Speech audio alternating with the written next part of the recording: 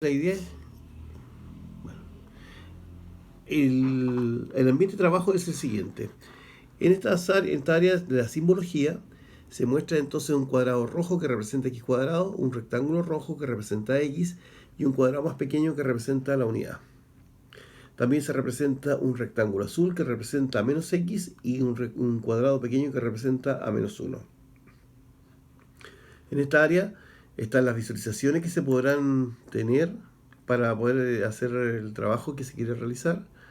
Y en esta área de la expresión algebraica es donde están justamente las expresiones que se usarán para trabajar matemáticamente.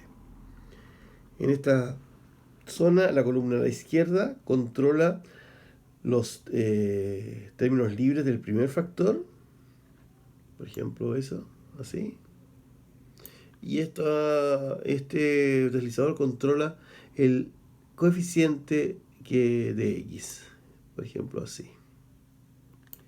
Lo mismo ocurre con este de acá, que es que esta segunda columna controla el término libre del segundo coeficiente, o sea, perdón, el segundo factor, perdón.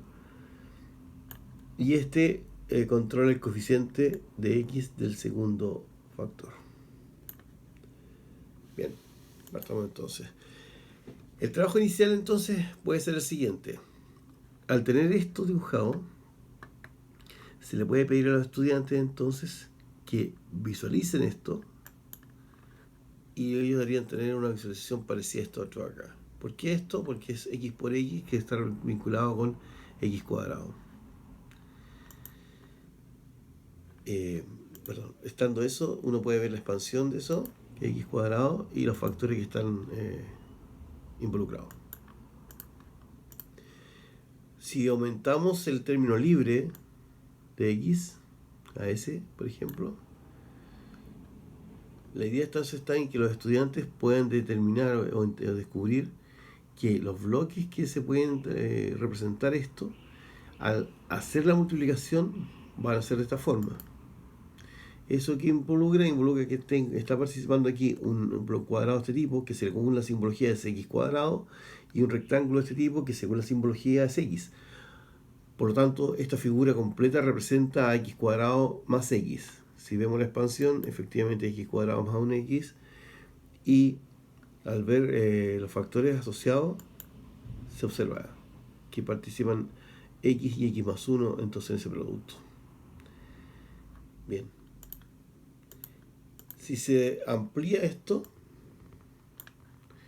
veamos qué sucede entonces, que los bloques que debería tener el estudiante o haberlo construido o que debería deducir son estos, debido a que este x cuadrado más 3x,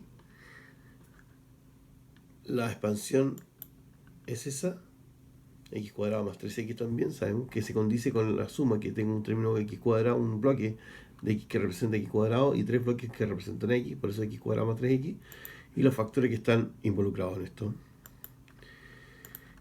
Bien, ahora podemos hacer algo similar con el segundo factor. Si lo expandimos a 1, por el trabajo anterior deberíamos saber entonces que la expansión efectivamente es x cuadrado más 1, más x, más un x. Pero los bloques entonces ahora se dibujan vertical, debido a que el segundo factor es el que está variando, el término libre, el segundo factor. Los factores que están involucrados en este caso sería x más 1 y x. Si hago una variación de esto, por ejemplo a esta de acá, que voy a tener entonces que x cuadrado, voy a tener un bloque x cuadrado más 5 bloques de x asociados a x, entonces tengo x cuadrado más 5x, la expansión entonces va a ser x cuadrado más 5x y los factores involucrados van a ser esos. Correcto. Bien, si volvemos al inicio entonces, ahora, ¿qué pasa si modificamos los valores de ambos términos libres? Por ejemplo, este.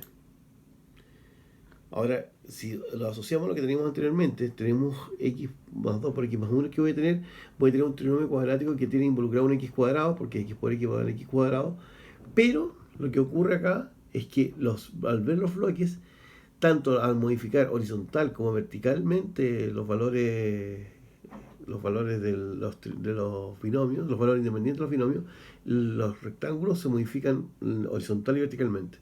Al verlo de esta manera, entonces significa que el cuadrado se agranda, el rectángulo se agranda y queda de una forma similar a esta. Eso significa entonces, ¿qué tengo aquí? Tengo x cuadrado más 3x más 2. Si vemos la expansión, justamente x cuadrado más 3x más 2. Los factores involucrados son esos. Lo mismo ocurre si aumento valores mayores estos términos libres. Entonces, ¿qué voy a tener aquí?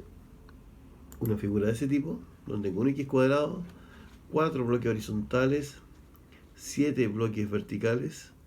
Entonces tengo un total de 11 bloques rectangulares, o sea, tengo 11x, un x cuadrado, y tengo 4 columnas con 7 filas de unidades, así que tengo 28 unidades en total. Finalmente la expresión entonces sería x cuadrado más 11x más 28. Si vemos la expansión, justamente esa es, y los factores que están involucrados son esos.